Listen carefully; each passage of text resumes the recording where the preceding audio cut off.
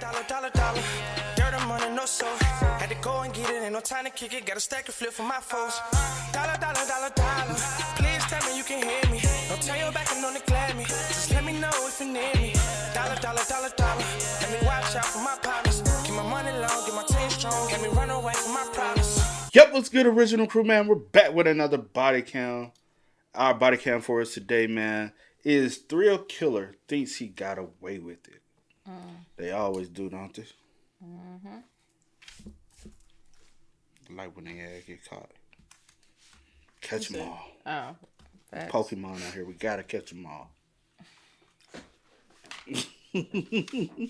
All right, with that being said, make sure you check out the links in the description box. Down below. You already know where to go. If you want to first support, all you got to do is check out down below. Also, if you enjoyed today's visuals, liking it with a thumbs up. Well, highly appreciate it, man. But let's dive into it. Let's check it out. Let's see what's about. You ready? Alright. All right, let's get it. I'm standing there in like shock, like what the fuck? He wanted a little community of slow killers. Oh my gosh, this is so crazy that he's being accused of this. A young man takes off on a cross-country journey in hopes of achieving a fresh start. He's optimistic that this is his chance to make things right for his family, and he can feel it. Everything is about to change. Unbeknownst to him, however, his path will soon take an unfortunate detour. It will intersect with an individual so incredibly evil, they would later be described as a serial killer in the making.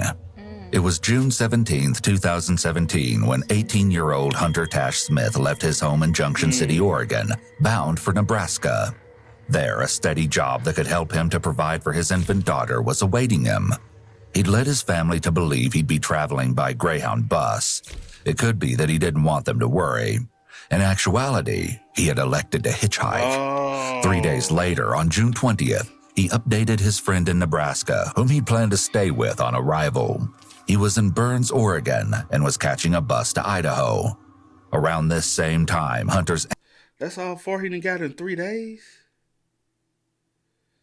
Oregon, and was catching a bus to Idaho.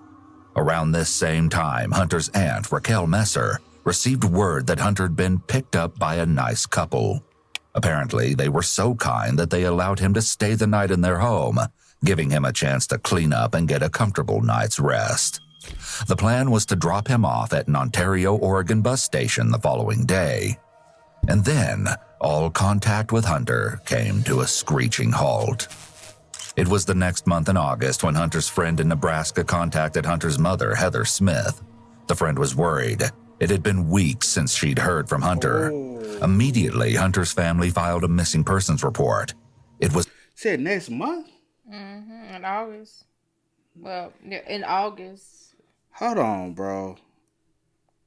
I ain't gonna hold you. If it's been a week, like how long is it for you to say, all right, it's time to panic? I'll be panicking. Just some days. I ain't heard from you. I'll give it a week, about a week, maybe a week, but a week too long for me. But I'm trying to be like, realistic, because some people don't talk every day, so they, Well, but it's you traveling. Yeah, that's what I'm saying. I need for you to keep me in touch every way, every step of the way. Because like my mom just went on vacation. Mm-hmm. I tried to call and check on them like every day, at least once. Yeah. Just to make sure. I do understand that everyone is a little different, but I don't know. At least tap in with me on a daily. Yeah. Like if you tap in on me daily, I'm like, all right, it ain't gotta be long. Yeah. But just like 2-3 minutes, like y'all good, like what's going on.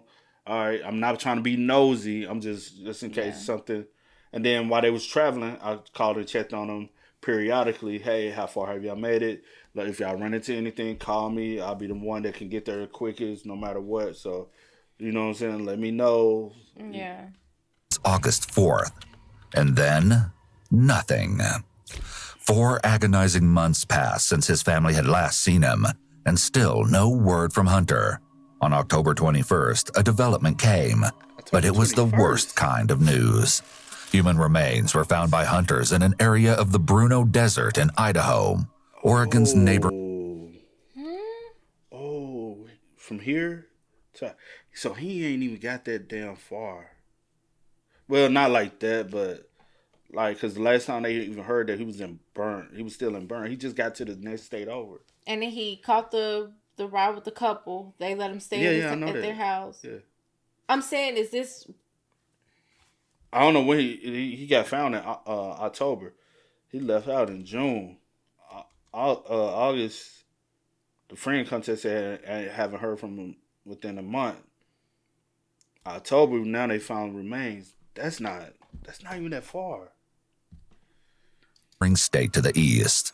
The cause of death appeared to have been anything but natural, and based on the estimated age of the deceased, Idaho State Police believed that the remains could potentially be those of the missing young man.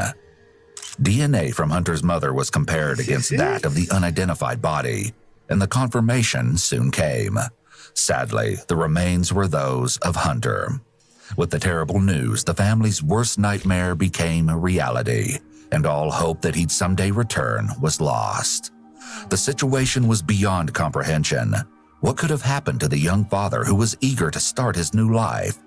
The story behind Hunter's horrendous demise would soon unravel, along with unbelievably shocking revelations about the monster whose path he tragically crossed. The question why any of this happened in the first place will be answered, but understanding the bizarre motive is another thing entirely. In the county of Owyhee, rumors began circulating about the disturbing find. One particular lead out of the many received shortly after news of the somber discovery was made public captured the full attention of law enforcement. A man by the name of Nick Vandenberg had shared a local news story on Facebook. "This is close to where I live," Nick commented. But it was his next comment that really raised eyebrows. "If it was me, I wouldn't have left him in the desert, lol. Too much risk of Hunter stumbling on a dead body, lol." Not exactly the kind of thing someone expected to read about such a tragedy, especially posted publicly. As law enforcement followed up on the leads that had rapidly filtered in, they were soon led to a young woman by the name of Montana Reed. She'd been living with Nick in his home until recently and was his ex-girlfriend. Montana agreed to speak with detectives on October 24th of 2017, 3 days after the remains were located. First, they addressed how it was that she came to live with Nick in his home. Halloween night of last year, I moved in, and I was getting a divorce, and so I just, me and my husband were leaving my mom's house. I couldn't live there anymore, so he offered me a place to stay, and so I was meeting his friends and everybody. It seems it wasn't long before the detective got down to the heart of the matter. I couldn't think of him hurting somebody like that. Why do people say that he's violent and is capable of doing that? Because he went to military. He talks about little stuff from the military, and he's been in a few bar fights. Nick has claimed that during the course of his service in the Marine Corps, while stationed overseas, he'd engaged in combat. As a result, he'd had to resort to taking lives. Montana gave some additional background on Nick and explained that his upbringing had left a lot to be desired. His growing up, I don't know if you know, but he was in and out of foster care and all this other stuff, and so... As it turns out, Montana wasn't the only individual Nick welcomed into his home. What about his roommate? I couldn't see Keith hurting anybody either. Keith just had a baby, and he's, he's been in jail. He doesn't want to go back at all. 33-year-old Willie Keith Raby is a man who we'll hear from shortly. As it turns out, he's also on law enforcement's radar for multiple reasons. Montana continues to describe her dealings with the two men after living with them for an extended period of time. Neither of them ever showed a violent side to me. So far, Montana can only speak highly of the two men. Of course, as you'll see, this won't always remain the case. The detective then poses an interesting question to Montana. Have you seen the news article that came out about the body that was located? Yeah, I've seen lots of people post on Facebook from around that area, and that it was right out there where we lived, kind of. He's trying to get a sense of how much Montana knows. And where were they saying the body was located? I didn't look exactly where, but everybody, like, I know Nick posted on there. He was like, that's pretty much in my backyard. I mean, you know, and Nick just said that the Bruno Desert is where it was found. Why would Nick talk about this, that he did this to this person? I don't know. He's not necessarily a show-off, I guess. I don't know why he would be talking about something like that if he didn't do it. And if he did, he's not... Oh my gosh, this is so crazy that he's being accused of this. No one's accusing him yet. You just suspect that he did it because people are talking about it. Did he ever talk to you about the term bunny bumping? Bunny bumping? Going out and shooting rabbits in the desert. Yeah, we did that. Did he ever talk about going out with Keith? They went out lots. I mean, not lots, but... The detective asks where they enjoyed going out to shoot, and coincidentally, it seems they frequented a spot near the Bruno Desert, according to Montana, near where Hunter's body was found. At this point, it seems the detective is narrowing in on the suspect.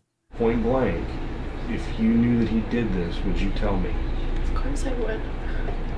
I don't want to get in trouble for that, for keeping that. I don't know if Nick did this or not. There are things that point that possibly he did, which means he's a bad person. Or he could not be. So again, I'm trying to reiterate, stay away from the guy, okay? Okay. Don't talk to him about this. Don't talk to anybody about this. Something happened, whether he had something to do with it or not, I don't know, but he has told people that he has. That's crazy. Oh my gosh. Montana continues to express her shock that Nick's name has come up in relation to Hunter's death. The detective concludes the conversation, and Montana may think this marks the end of her involvement in the matter. However, the following day, the detective and Montana meet again, and as you'll see, she didn't heed his advice. I talked to him talking about this stuff, and then that's why I called you. So you talked to Nick after you talked to me? Yeah, I told him, because he messaged me, so I tried to, keep it short. While it is possible that Montana is innocent and is simply trying to look out for her friend, going straight to Nick could also suggest that she's involved and wants to ensure their stories line up. If the detective wasn't suspicious of Montana before, he likely is now. I don't know if I'm allowed to ask this, but I'm guessing since you're talking about the guns, the person that was found was shot. Am I allowed to ask that? We can't comment on what we have, But that's a possibility. Let's focus in on what you do know. Okay. Interestingly, stating that they can't comment isn't actually true. There's usually no rule that would prevent the police from providing details to a potential witness.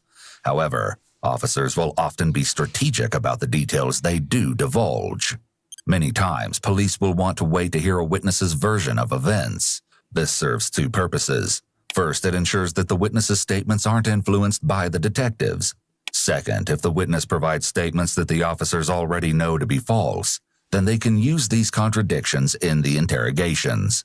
As it seems they aren't making much progress, the detective begins to lay it on thicker. I'm glad you called me last night, but I still find it strange that you would even care to even stop and talk to Nick after I've disclosed to you that he is suspected in killing somebody. I can't tell you what we know, but I know you would have been living at a house when this happened. And I don't know how you wouldn't know at least something. Something happened in that time frame between, say, around the 4th of July and the month leading up to everybody moving out of that house. Of course, Montana can explain it all away, as she's been doing so far. Keith was on the run. We told him that he needed to go serve his time. Everybody did. But he didn't want to. So I know that Nick pretty much, I don't know if he told him, but I know that Nick didn't want him at the house if he was going to be on the run. I moved out because we were having some issues and with our relationship. One night we got in an argument and I just had it, so I moved out the very next day. As of now, the detective is curious how Montana and Nick's conversation began the previous day. Apparently, they've been texting each other frequently. Unfortunately, Montana is unable to show the messages to the detective. Apparently, she routinely deletes all of her messages. These having been erased alone wouldn't make Montana guilty of anything. However, if combined with other evidence, the prosecution could use this to show something called consciousness of guilt. This is evidence that shows that a particular criminal defendant knew that they had done something wrong and were conscious of their own involvement. For example, destroying evidence of a crime. A common misconception is that once you delete something from a phone or computer, then that file or message is permanently deleted. However, this is not the case. Until the underlying data is actually written over, it can still be recovered. As Montana has continued to stick to her story, that she can't believe Nick could be involved in such a terrible crime and that she has no information to share, the detective kicks things up a notch. And as you'll see, Montana does have some details to share after all. The truth's going to set everybody free, okay? I know you know something. I'm looking at you right now, and I know you do. And with that, Montana makes a shocking statement. This I is... was there. With this revelation, there's no question about it. Montana has been lying. I don't want him to be in trouble. I don't want him to go to jail. Bitch, what? Lock her ass up. Lock her. Because even after the first interview, you told her don't go talk to him. And you ran right. You went right to him to talk to him so you can disclose the information that was been. That's also the reason why even witnesses, everybody, no one should be in communication with anybody pertaining to any case, no matter what the case is. Mm-hmm. Whether it's you got multiple witnesses, they shouldn't be communicating. Because they can be trying to cooperate this story. Multiple suspects on the case, they cannot talk to each other because they can be trying to cooperate whatever story. You know what I'm saying? Mm-hmm. Any party that's pertaining to anything should not be in communication. Even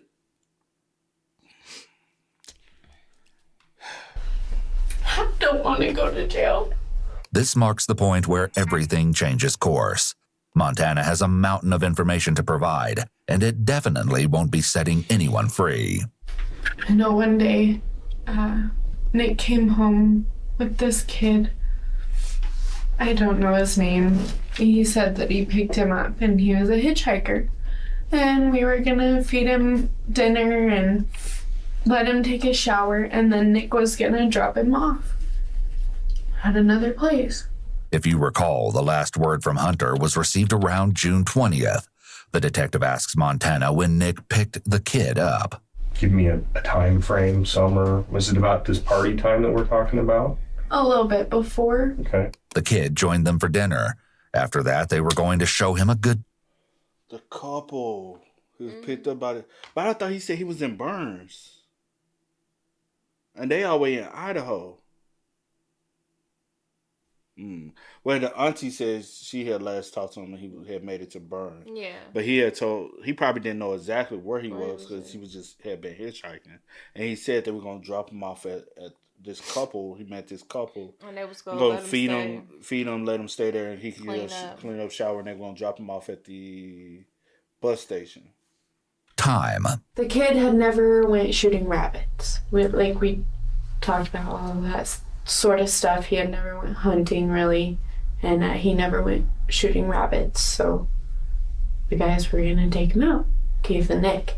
So that was their plan, is they were going to take him out to go shooting and then go take him up to Mountain Home.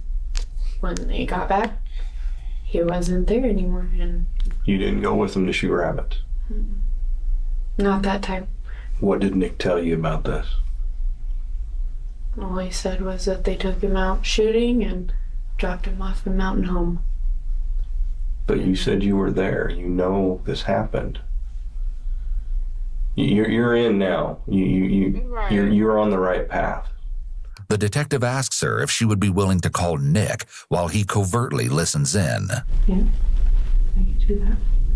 It's worth a try. According to a statement the detective made earlier, Nick has been eager to talk to other people who have then shared information with police. So the police left me a message asking about the body. They wouldn't say that in a message. Why would they be asking me? I don't know. I don't know either. Do you know anything? No. When someone's voice goes from a lower tone and ends on a higher tone, it often means the person is questioning something or lacks confidence in what they're saying. It could also mean they are being disingenuous or are simply caught off guard. His upward inflection here is a red flag because this should be something he's certain about, which would be demonstrated with a firm tone of voice rather than his less than confident no. Does anybody that you know anything? Not that I know of. Everybody I talk to doesn't have any idea what's going on. We're all trying to figure it out, too. Because that seems really suspicious to me that they would call you and talk about a body in a message. They would just ask you to return the call. If anything, it seems the call is making Nick suspicious of the whole situation. It is gonna make, like, I ain't gonna hold y'all. Sometimes the police be doing some dumb ass shit. Don't tell me to call this man in the precinct, then tell him tell him we called you, left you a message. Nigga, ain't no common sense don't happen. Y'all always call and say, hey, give us a call back or see if we can make something. Unless she just came over there herself. Unless that, but also you sitting in like, she but panicking. You can't say nothing else. She done already said it. So if I be like... But also she's panicking. She don't even know what the fuck maybe y'all should have prepped her before. I don't know if y'all did or if y'all didn't, but... Because if you are elusive, you putting face on, post on Facebook, you talking to other people. Or do we even know that you were supposed to go up there? Or that, like, right. And how big is this town? Because he a loose lip ass motherfucker. And so many people already know it's giving me small town vibes. Small town people talk. And word get around fast, man. Mm-hmm. They wanted to know about the body, and they said that it involved possibly that hitchhiker that you brought home. Mm-hmm. And you, and I told him that I'd have to call him back later.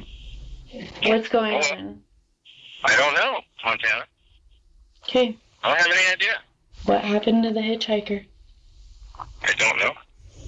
And then also you asking too many damn questions. Right, like... And you asking too many specific questions.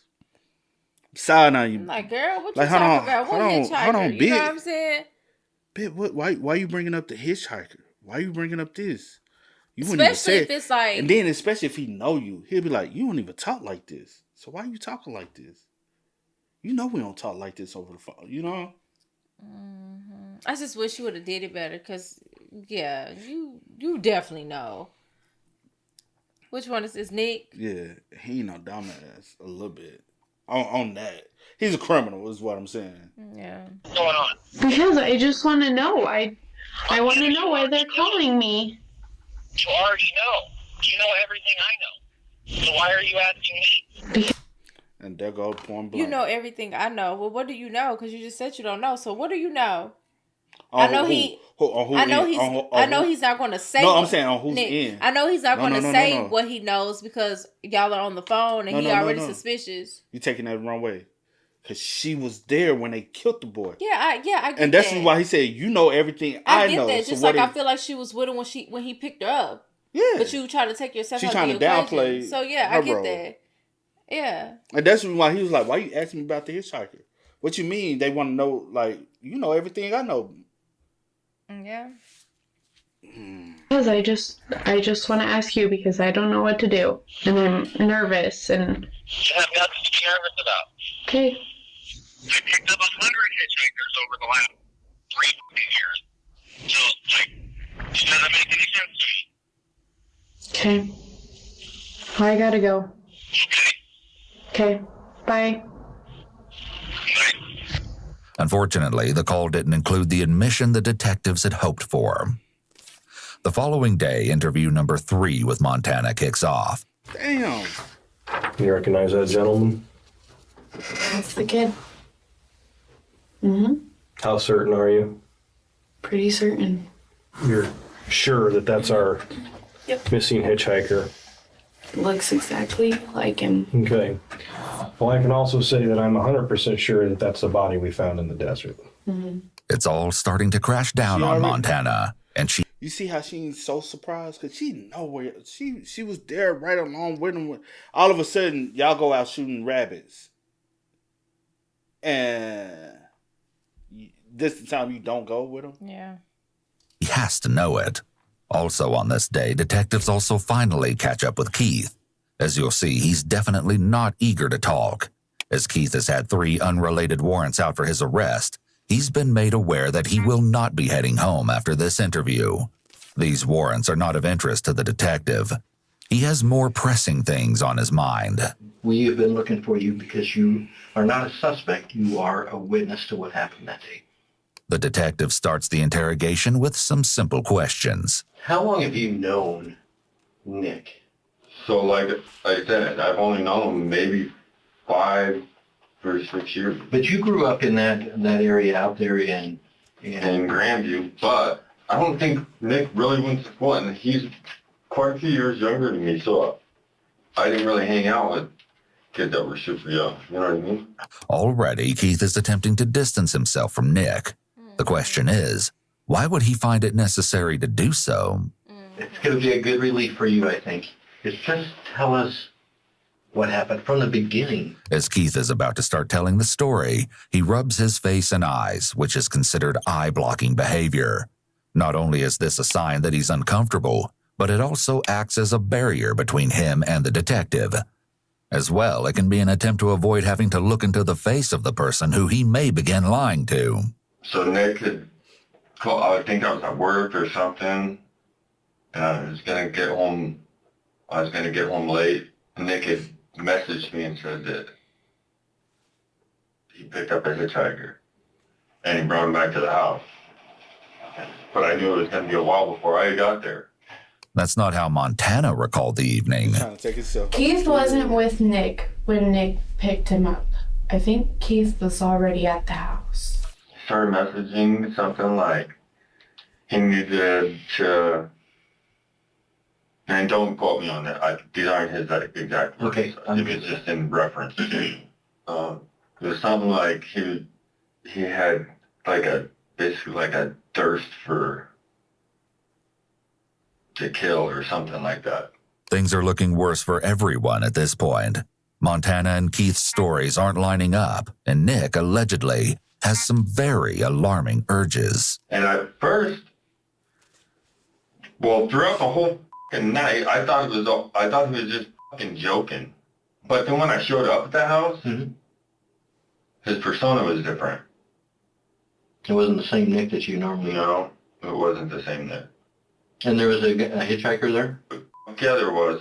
We started driving and we started shooting rabbits. And then I remember we go up towards like the Bruno Canyon maybe. And in the midst of this story, Keith reveals something that perhaps he wasn't supposed to reveal. And like Montana, she was sitting in front of me. This admission from Keith is definitely not consistent with her story, at least with one of her earlier versions that she told the previous day. You didn't go with him to shoot rabbits. Not that time. In this third interview, she must realize that the walls are beginning to close in. You haven't been honest with me. I know you haven't. I went back, I listened to the calls, and I listened to their interview yesterday. You were there when this happened. I have to put Nick in prison, whether you like it or not. And you're going to have to help me do that. Will you do that and tell me exactly what happened? Yeah. As her self-preservation instincts kick in, Montana's account changes yet again. And as you'll see, she knows much more than she originally let on. So I didn't watch it happen. I looked away because I didn't want to watch it. Keith was in the car with me. He was in the back seat. There's now a consensus between the two. Keith and Montana were... You see how they keep trying to move themselves? Because now she put herself in the back seat. But Keith was already said he was in the back seat. Montana was in the front. She said Keith was in the car. I mean, he was in the back seat. And I looked away because I didn't want to watch it. Keith was in the car with me. He was in the back seat. There's now a He was in the back seat, so she never put her. And that's what he said, too. He said he was in the back seat behind, basically, I guess, sitting behind her in the back seat. But whatever, he was in the back seat. So you telling me Nick just took, what's his name? Hunter. Hunter said that he was going to take him out there and shoot some rabbit, but actually it was... made him get out the car. It's just him and Hunter and Nick. Y'all in the car just chilling. And he just guns them down. Or y'all just sitting in the car. That's what they said. But if we're going, I would assume everybody get out at like... Just act like, Y'all going hunting for rabbits, right? Every time I can spot a bunny rabbit out during the daytime, not at night. Mm-hmm. But again, Hunter wouldn't know that because he's never been.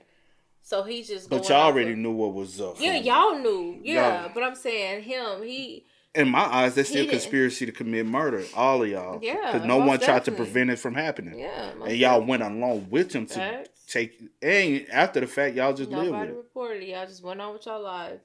That's because all y'all conspired. The fuck? Census between the two, Keith and Montana were both present at the time of the murder. Nick let the kid get out and go shoot at a rock. That kid wanted to shoot one of Nick's bigger guns, rifles. So he's firing it, and What's he shooting at? just rock and nothing. There was no rounds there. He was just firing it just so he could fire it, I guess. What happened next was absolutely chilling. I don't know. I just happened to be watching them, and I seen the kid empty out that gun, and he spun around, and I looked over at Nick, and I seen him with his pistol, and it was down at his hip, and it was pointing right towards him. Because the kid was maybe a little bit farther than that door. From the wall to the door? Yeah, a little bit farther from Nick. Okay. And then Nick pulled the trigger and shot him right in the stomach. And Nick got up out of the car and he shot him. The kid, threw Nick's rifle down, and Nick waited till his gun was empty. That rifle was empty. Yeah. And the kid couldn't fire back. And I know that the kid said something. The kid was screaming, "Why did you do that? Why did you do that? Don't fucking kill me. I have a kid. Don't fucking kill me." And he fell onto his back, and he was like, if he in the car, he can hear word for word. But Montana don't remember what he said word for word. You see what I'm saying? I think y'all really trying to reduce y'all role. And I don't know, Montana might have still been in the car. She was there, though. They both knew about that Nick had planned to kill the boy. Because y'all ain't rabbit hunting that late, you know what I'm saying? It was a ploy to set him up, get him out into the middle of nowhere so y'all can commit this. But I think, I got a feeling he was outside the car. I don't think he was, because you hearing word for word. Yeah. But also, she said Nick just gets out the car and shoots him. That doesn't make sense in itself either. He's saying they were already shooting, and then Nick. Well, she did say that Hunter was also shooting at a rock, like the rock or whatever. I'm not saying that. I'm saying the point where he said basically Nick was standing behind him with the gun like this. She said Nick just got out the car and shot him. I'm saying. So I wonder, did they I get what you're saying. Calm down. You press play. No. I'm about to say, I get what you're saying. I'm wondering, because did he say that Nick and Hunter, Keith, did he say Nick and Hunter had got out at the same time at one point? And Hunter, he had the rifle and he was just shooting at the... But then Montana is saying that Nick, the stories ain't, the stories ain't 100% they add adding up somehow, a little bit, but then they don't, because everybody's trying to reduce their roles and try to make themselves. I was just there, but it's at the end of the day, you might as well tell it all or don't tell it nothing at all. You get what I'm saying? Because even you reducing your role out of it makes it, you're still guilty, you know. So what's the point of me reducing my role? Both of y'all putting the gun in Nick's hand. He's the one pulled the trigger, but I still consider myself, but I don't know where they at in Idaho. I don't know how the law is there. I don't know if that's conspiracy in their system or not. Trying to kick at Nick because Nick walked up to him. And then he fired off 2 more shots. And then Nick put 2 rounds in his head. I'm standing there in like shock, like what the fuck? The accounts match up as far as Nick shooting Hunter, but then the versions veer off in different directions. And what's his name? The one that's talking? Keith? Is it? Keith. They've been calling him Keith. His name Willie Keith Raby. Willie Keith. That's the name. But you said you was in a car, and now he said I'm standing there in shock. So I wonder. But also, Keith, hold on. Also, Keith, you said Nick had already told you he had a thirst to kill. So why would you now be in shock? He already previously told y'all before. Yeah, I don't know. And you said he told you that in a text. You was still at work, but you was at home the whole time. And if you was at work and he texted you that, motherfucker, I'm not coming home. Right. You got somebody you talking about you got a thirst to kill? Motherfucker. Oh, you texting me, I'm like, what you trying to tell me? What that supposed to mean? Because at this point, I'm thinking you about to take me out and whoever else. Like, huh? I'm confused. Because that would scare me. Somebody text me that. Especially somebody I'm staying with. I wonder how Nick is he gonna point the finger since they both pointing fingers at him? But you know something?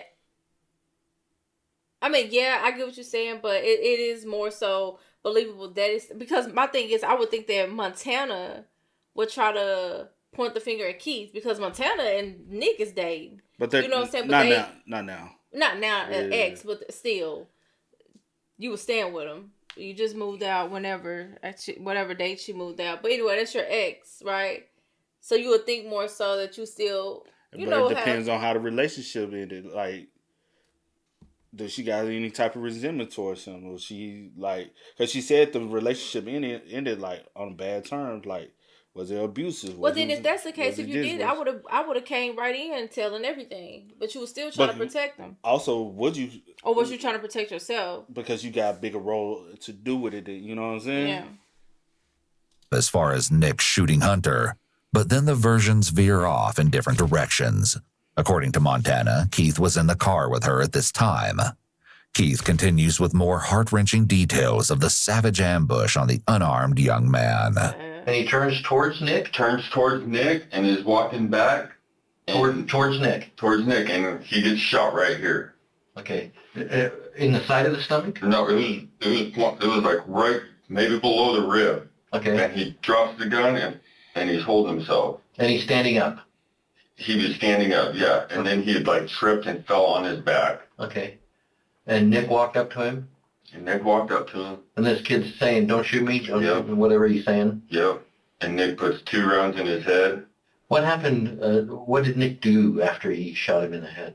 Looking for casings. He's looking for his shells. For the pistol? For the pistol. What kind of pistol was it? 1911. What caliber? 45. The Lord's caliber. When it seems Nick's acts have reached peak malice, he takes things to another level, which can only be described as horrific. The kid was still breathing. Even though he'd been shot in the head? Yeah, twice.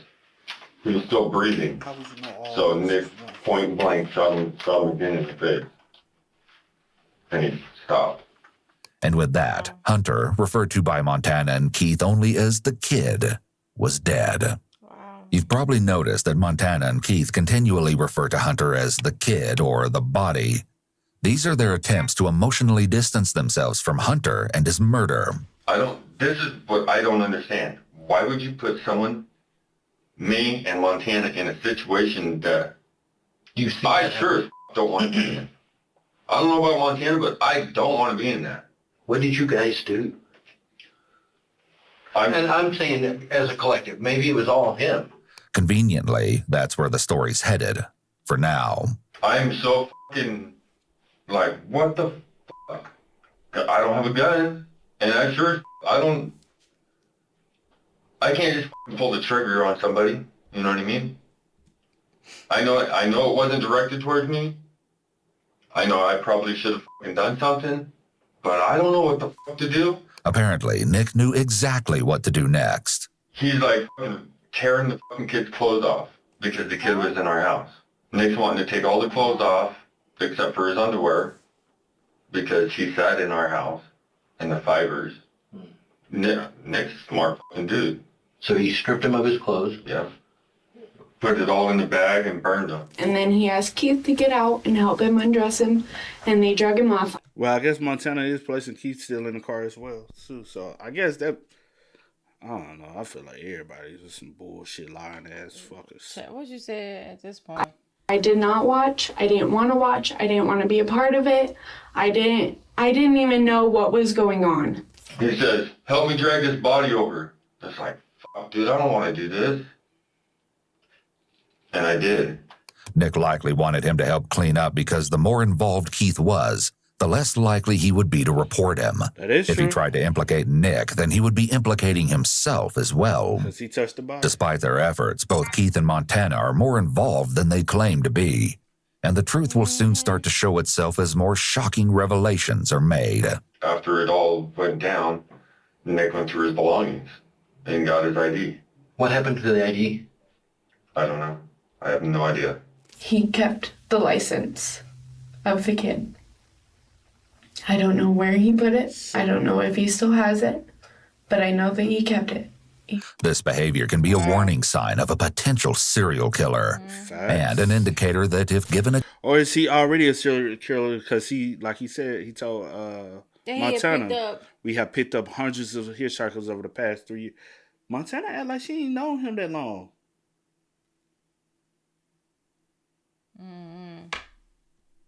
can be a warning sign of a potential serial killer and an indicator that if given a chance, he would kill again. As the detective is starting to put the pieces of the puzzle together, he wants more information about the motive behind the brutal killing. Obviously, there's no real rationale. So what drove Nick to commit such an unconscionable act? You told me that it's like he had a thirst for blood. Yeah. So what makes you tell me that? What was the basis of the context that would give you? I can't remember exactly what was said, but it was along the lines of, this kid's a liar, and I'm going to end it, or I'm going to end him, or something like that. According to Keith, Nick's comments were in the form of text messages sent to Keith while Hunter was a guest in their home. Did you have the idea that something bad was going to happen to that kid? I don't know. It's kind of like mixed feelings. Like, just because Nick was saying that, I didn't really expect that shit to be fucking going to happen that way. However, that's not what Montana says. But what happened? What transpired with Nick? Because what I'm being told is Nick was going to kill this guy and he had planned on doing it. Hey, did you have any idea that this was going to happen? I know that Keith and Nick talked about it, and they told me that something was going to happen, but I didn't know what. And once we got out there, I figured it out. Girl. I know that after the fact, he would talk about doing it again. That it was a stress relief. Or talk about finding a random person driving down the highway in the middle of Idaho, like on the highway from Idaho to Nevada, and just finding a random person and acting like the car was broke down or something and killing them and driving their car off into the desert and burning it on fire. The reality that Nick was an aspiring serial killer is all too real. Keith's interview is concluded and he's taken into custody as a result of his unrelated warrants. However, when it comes to his involvement in the murder, the investigation has just begun. There's only one person left who can answer the detective's remaining question, Nick. Detectives then catch up with him that same afternoon on October 26th. Look how he dressed. Who dresses like that? Serial killers. Like, for real, like, is that, you know? Hey, the reason we wanted to talk to you is because of a body that was found out in the desert. I heard about that. I actually saw the He's notice cocky. on Facebook, the press release from It's cocky. Okay. Seem cocky. Well, some hunters found this body that's out in the desert, right? And contacted the police. They asked us to assist with them. That's why we're here. Okay. And we're trying to track down any and everything that we could find out about who this person may be. Okay, and what happened to this person. Nick is holding his body very still, which may indicate that he is in fight or flight mode. When someone encounters a threat, they may freeze momentarily. This is an instinctual response in order to minimize attention, much like an animal may stop all movement when they realize a predator has spotted them. Your name came up as somebody that we might want to talk to that might know something about this. Why is that? Now, I got to tell you straight up, I can't tell you a lot of stuff. I'll tell you what I can. Would you happen to know anything about this body being out in the desert? I don't know. No, I don't have any idea. I know some people a while back thought I saw a notice saying that a hitchhiker that I had picked up had gone missing. Nick has thoroughly prepared his story for this interview. So far, he seems confident that he's got this one in the bag. Nick's a smart fucking dude. As you'll see, though, the interview will begin to head in a different direction shortly, and not to Nick's advantage. Okay. Nick readily relays his encounter with the hitchhiker to the detective. I asked him where he wanted to go, because I'm obviously not going to drive him to Nebraska. And I said, well, if you haven't eaten, if you're hungry, whatever, I can take you home, make dinner. I got to make dinner anyway. And I can bring you back to town tonight or in the morning. Save you that much time. And he said, all right. Nick explains that Hunter ate dinner with Nick, Keith, and Montana. Then they all went out to shoot rabbits. Last meal. His account is consistent with the others so far, but then Nick throws in some new information. Came back to the house. He had made a comment about Montana. I was not excited about his comment about Montana. Some sexual stuff about wondering if she would sleep with him and all this. And I said no, because at the time Montana and I were semi-seeing each other. Why are you adding that? Like, Took him to the Chevron Mountain Home. It was after. and that makes you indicate that you irate with him Yeah, because he like- makes a silly remark, which makes it even more like, well, if that was the truth, you just said that it made you feel some type of way. So I'm already side eye you like what you do to him then. Right. Dark. I don't even know what time it was. Took him to Chevron Mountain Home. Gave him $20 cash. Two $10 bills, I think it was. And that was the last time I saw or heard from him until somebody said they seen a missing poster with his name on it. This is the first we've heard in relation to inappropriate comments, so it's likely that Nick may have added this in to paint an entirely different narrative. He wants police to believe that he's a kind stranger that took in a hitchhiker and made him dinner, only dropping him off at a gas station in Mountain Home, Idaho, after he supposedly made Montana uncomfortable. What would you think if I told you that I thought the guy that was out there in the desert is the same guy The same person. that you described to me?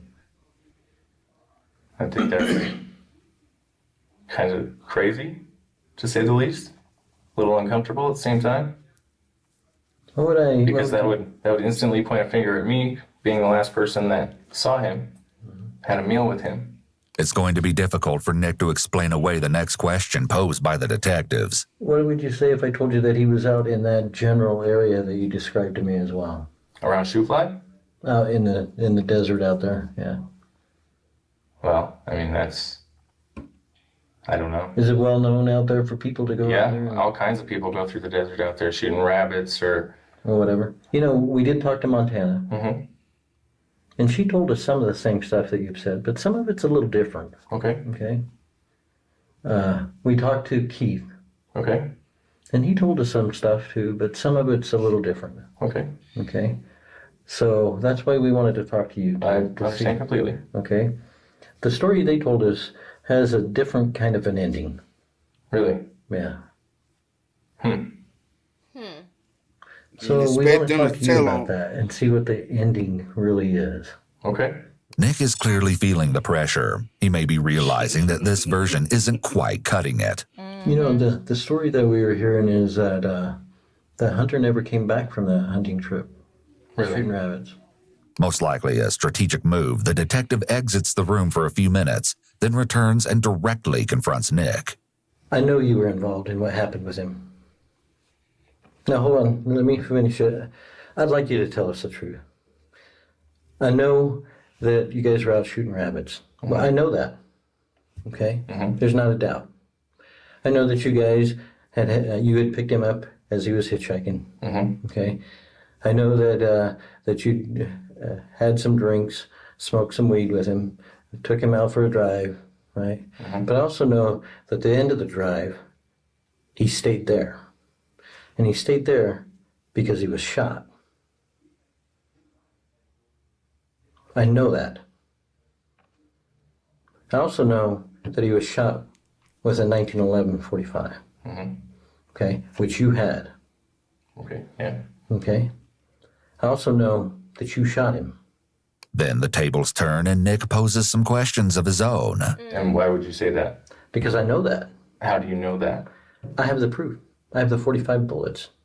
I also have witnesses that were out there that said that you did it. He like, these motherfuckers told on me. All right. Why she finna flip the script and add, Yeah. how this happen? So they're more involvement than what it really is. Like, cause I was like, why is it feel? I can feel it. Like he gonna implement them more into it. Yeah. And they like, gonna be if I'm going down, y'all going down with me.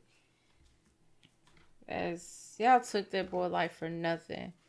For nothing, man. Hunter was just trying to get from one location to the next. He's just trying to make his way. I wonder was like, cause he said his friend. I wonder was his friend like a girlfriend or something? Cause it was a female friend. Only 18 years old. He already had a kid, so he probably he probably was a Mac, you know. That's sad. R.I.P. to Hunter, man. Nick has dug himself quite a hole. Now that he sees he's not going to get out of this, he attempts to provide a new story to the detective, one that will get him out of trouble. And as you'll see, it's unbelievable. Do you want to tell us about what happened out there? What are you about to say? Yeah. But we were out there shooting rabbits, drinking, and we got out. He had said he wanted to shoot. He shot at a rock. He just started shooting at it. And I was like, don't shoot at the rock.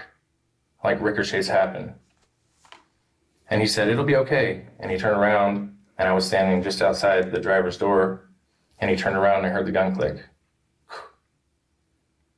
And I reacted. And what'd you do? I shot him. I went back to the same thing I was trying to do. In the military. And even afterwards, Keith looked at me and he's like, that wasn't you. And I said, well, then in a way that is me. So Nick did shoot Hunter, but according to Nick, it was simply a reflex. After all, he'd been trained to react in the military.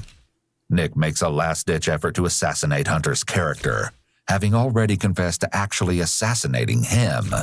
While going through Hunter's belongings prior to burning some of the evidence, Nick claims to have made a shocking discovery. He had grabbed my stuff from the Marine Corps. I have a set of dog tags and a little crystal image of myself from boot camp. And then my ribbons. He had that stuff in and his... it was in his backpack, along with a set of my hunting knives. Really? So he was in the process of stealing from you. And that just pissed me off even more, I think. Okay. Quite obviously, the detective isn't buying any of it. As the interview is about to come to a close, Nick recounts the gunshots that ended Hunter's life. You got the one in the stomach, and then the one in the face. And I've heard so many people struggling to breathe, and I couldn't listen to it. It's just one of those kind of triggered me. So just double tap real quick. To his head? Yeah. Okay. So it was a mercy killing. You'll soon hear from Montana that this story has no merit whatsoever. In the 1911? The one I shot him with is buried in the desert. Okay. Where at in the desert? I'm not going to tell you that. Okay. You'll never get that from me. Okay. Refusing to disclose the gun's location could be a show of power. Nick already confessed to killing Hunter because of the evidence against him. However, the whereabouts of the gun is something he can control, especially if he's the only one who knows the location. Feel better to get off your chest a little bit? The whole situation didn't even weigh on me. I don't know. The easiest way to explain it would be like, putting a mask on. It seems that in this moment, Nick is the most honest he's been the entire time, openly telling the officers that the murder he committed hasn't bothered him in the least. When he says it's like putting on a mask, he's likely referring to the manipulation and deception that he uses in his everyday life to blend in with the average person. Well, you know you have to be arrested. I completely understand. I'd prefer you read me my rights first, though, on the tape with everything else. I'm not going to read you your rights right now because I'm not going to ask you any more questions. Okay? But we are going to arrest you. All right? So do me a favor, turn around. Oh, so he gonna try to play those games in court where I wasn't Miranda, so anything I said can be. Boy. Hands up on the wall there.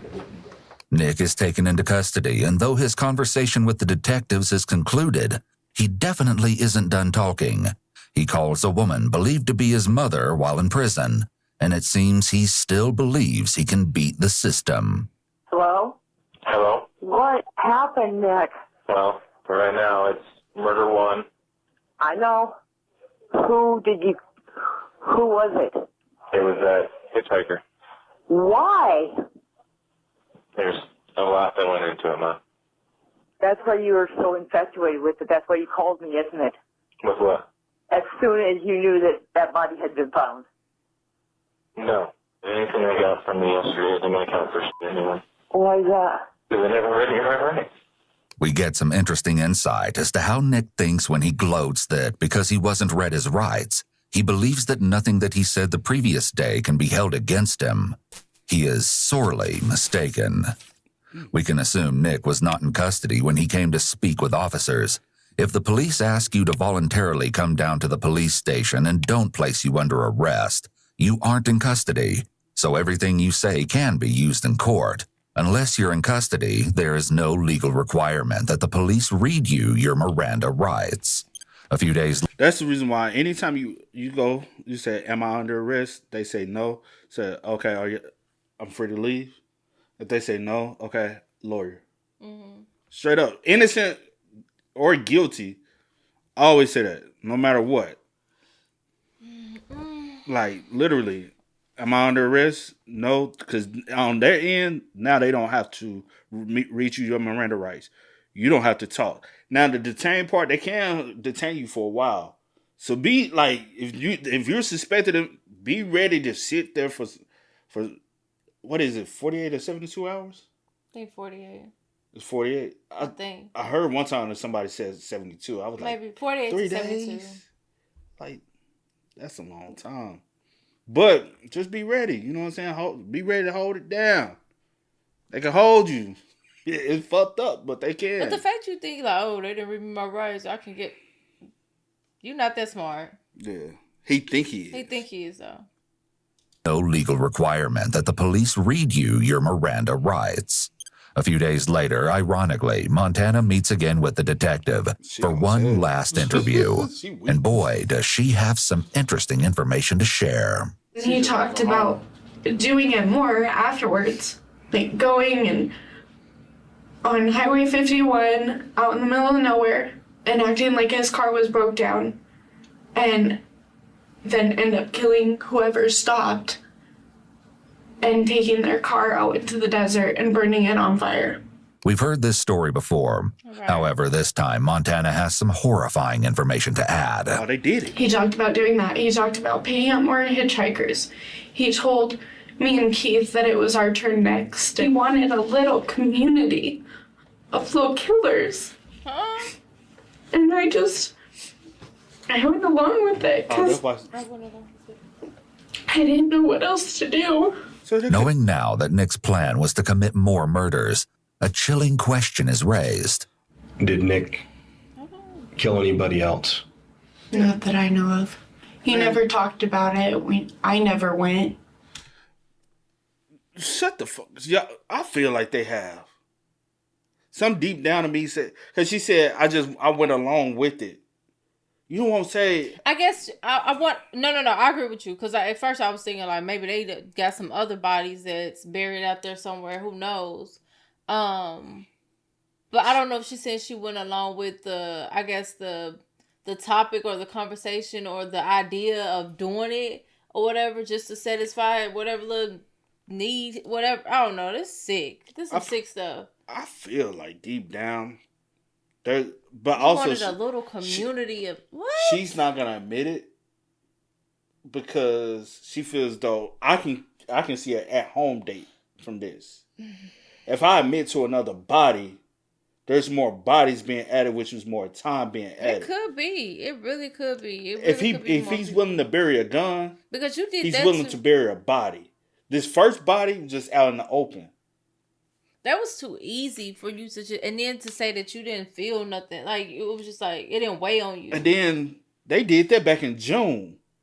It's been July, August, September. They finally found the body in October. Don't know when he actually went. Well, it's still in October because he ended up getting arrested. Still in October, yeah. After that, he just said that he wanted to. Did he pick up any hitchhikers that you know of? After that, no. And in the question that follows, the detective provides some intriguing information regarding Nick's alleged service. Did he ever, besides his fake Afghanistan stories where he said he killed people, which aren't true, did he ever talk about killing anybody outside of the military? Yes, he did. He said when he lived in Caldwell, people would hire him, kind of. They would pay him to go take care of people that they didn't like. As horrifying as that admission was, it seems that this was another case of Nick lying about what were, most likely, acts he'd merely fantasized about committing. There has been a warrant for your arrest. Okay. We'll take you from here. You'll get booked into the Twin Falls County Jail. Okay. You'll be arraigned probably tomorrow. And you'll end up being transported most likely to the Oahe County Jail. Keith's also just got arrested today too. You knew that Nick did. Nick did confess to this. The case against him is unbelievably strong based on what we've found. Despite this claim, Nick continues to believe that he has the upper hand. In a jail call recorded a few weeks after Nick's arrest, he and a man believed to be his father discussed the case against him. I don't know if they've got all their ducks in a row yet.